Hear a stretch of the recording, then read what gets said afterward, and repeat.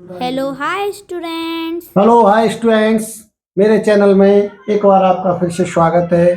जैसा कि आपको पता है, मेरे चैनल का नाम है शिवा स्टडी ऑफिशियल और मेरा हैंडल है @shiftjalsar1567 और दूसरा हैंडल है @shiftjalsar2577।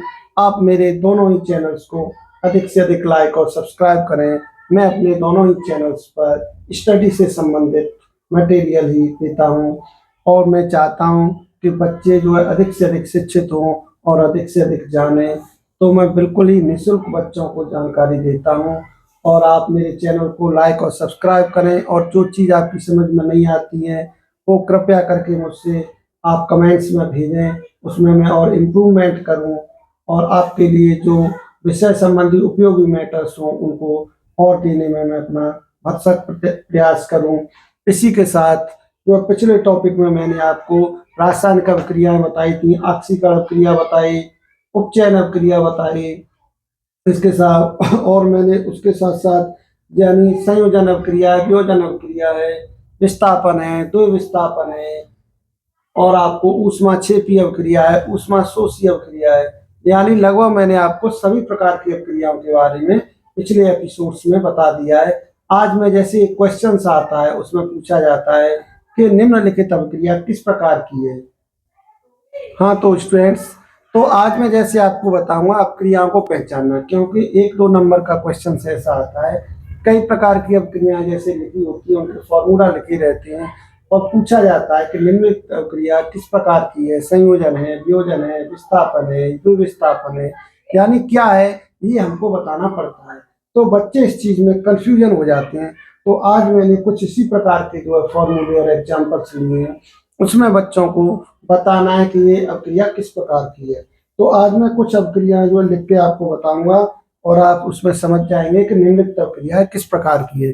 जैसे एक हमारा फॉर्मूला है BaCl2 प्लस का K2SO4 एरो, इसमें दिया BaSO4 प्लस का 2KCl, एक ये है। और दूसरी प्रक्रिया में सबको एक साथ लिख लेता हूँ, फिर एक एक करके 1 बाय 1 उन पर हम डिस्कस कर लेंगे। और इसी क्रम में दूसरी अभिक्रिया है 2Cu प्लस का O2 एरो 2CuO। और थर्ड अभिक्रिया है इसी क्रम में 2FeSO4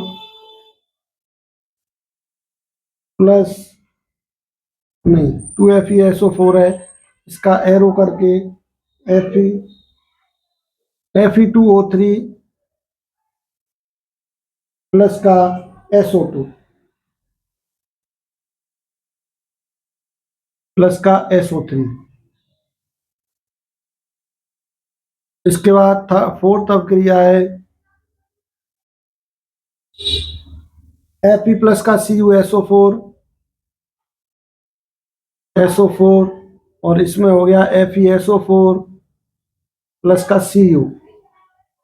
और इसी क्रम में फिफ्थ अभिक्रिया है CaO प्लस का H2O और इसको दिया है CaOH का होल ट्वाइस,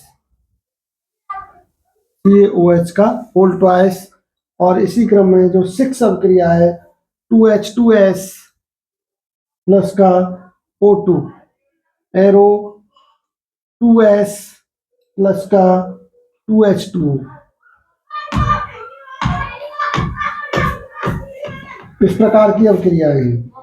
अब इसके अभिक्रियाओं में से हमको पहचानना है कि अभिक्रियाएं किस किस प्रकार की हैं। तो देखो हम 1 बाय 1 एक एक का स्टेप बाय स्टेप अध्ययन करेंगे कि हमारी जो अभिक्रिया हमने पढ़ी है अभी तक, उसमें से देखते हैं। पहली जैसे BaCl2 प्लस का K2SO4, तो इसमें देखो Ba का क्या हुआ, Ba और SO4 मिल गए, ये मिल गए, और बाकी K2 और ये Cl मिल गए, समझ रहे हो। तो ये क्या हुआ, ये इससे मिल गया, ये इससे मिल गया, यानी दोनों का क्या हो गया, विस्थापन हो गया। तो जब इसमें दोनों का एक साथ विस्थापन होता है तो ऐसी अभिक्रिया को हम क्या कहते हैं, ये पहले मैं आपको बता चुका हूं। तो ये क्या हो गया, द्विविस्थापन, द्वि विस्थापन,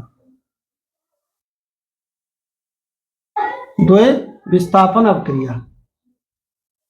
तो यहां तक आप समझ गए होंगे कि ये कैसी अवक्रिया है, द्वय विस्थापन। इसमें दोनों एलिमेंट्स का क्या हुआ है, एक दूसरे में विस्थापन हुआ है, तो देखकर ही हम समझ गए। अब इसके बाद सेकंड स्टेप पर हम आते हैं, 2Cu प्लस का O2। तो इसमें कॉपर और ऑक्सीजन मिलके कॉपर ऑक्साइड यानी CuO बन गया। तो इसमें क्यूपरिक जो ऑक्साइड हमारा बन रहा है, इसमें हमें देखना है ये किस प्रकार की अवक्रिया है। तो इसमें देखिए, एक तो क्या हुआ है, इसमें दोनों को मिलकर एक बन गया। तो इसमें क्या हुआ है, एक तो हमारा संयोजन भी हुआ है। क्या हुआ है, संयोजन। तो इसको हम संयोजन भी कह सकते हैं। इसके साथ साथ इसमें क्या हुआ है, ऑक्सीजन का क्या हुआ है, ऐड हुआ है। समझ रहे हो। और जिन क्रियाओं में ऑक्सीजन का ऐड होता है उसमें हमने पढ़ा होगा उपचयन और अपचयन। तो इसलिए इस प्रकार की जो क्रिया, इसे हम उपचयन भी कह सकते हैं। उपचयन, इसमें क्या हो रहा है, ऑक्सीजन का उपचयन हो रहा है। तो अब ये ऑप्शन के ऊपर है, अगर ऑप्शन में संयोजन दिया है तो उपचयन नहीं है तो संयोजन कर दोगे, और अगर संयोजन नहीं उपचयन है तो उपचयन कर दोगे। तो ये आपको समझ लेना है कि ऑप्शन जो हमारा किस प्रकार का दिया है उस प्रकार से, और अगर ऑप्शन नहीं दिया हमें लिखना है तो ये संयोजन अवक्रिया भी है और ये उपचयन अवक्रिया भी है। तो यहां तक आप समझ गए होंगे कि ये किस प्रकार की अवक्रिया है, संयोजन या उपचयन अवक्रिया है। अब इसके बाद हम थर्ड नंबर पर आते हैं। थर्ड में देखना है क्या होना है, FeSO4। देखो FeSO4 का क्या हुआ है, ये डिवाइड हो गया, इसमें डिवाइड हुआ, इसमें हुआ, इसमें हुआ, यानी एक जो हमारा अभिकारक था वो 3 भागों में डिवाइड हो गया। यहाँ पर क्या हुआ है, एक जगह मिला था। तो इसमें क्या कहेंगे हम, वियोजन। क्या हुआ है, वियोजन, या इसको हम कहते हैं अपघटन। क्या कहेंगे, वियोजन या अपघटन। वियोजन या अपघटन अवक्रिया, समझने। अब इसके बाद फोर्थ नंबर पे हम आते हैं। आप समझ रहे हैं यहां तक जो मैं बता रहा हूं। अब इसके बाद Fe प्लस का CuSO4। देखो यहां पर FeSO4 बन गया। क्या हुआ, Fe और SO4 ने कंप्रोमाइज, यानी Fe ने क्या कर दिया, Cu को रिप्लेस कर दिया। तो इसमें क्या हुआ, विस्थापन हुआ है। कैसा विस्थापन है, एकल। तो ये कौन सी अवक्रिया है, एकल विस्थापन।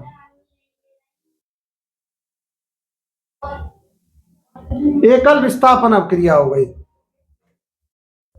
अब इसके बाद हम आगे आते हैं फिफ्थ नंबर पर, CaO प्लस का H2O। इसमें क्या हुआ, CaO जो है और H2O है, इन दोनों का क्या हुआ है, यहाँ पर दोनों को मिलकर एक बन गया। तो ये क्या हुआ है, संयोजन। इसे हम क्या कहेंगे, संयोजन अवक्रिया। संयोजन अवक्रिया, संयोजन अवक्रिया।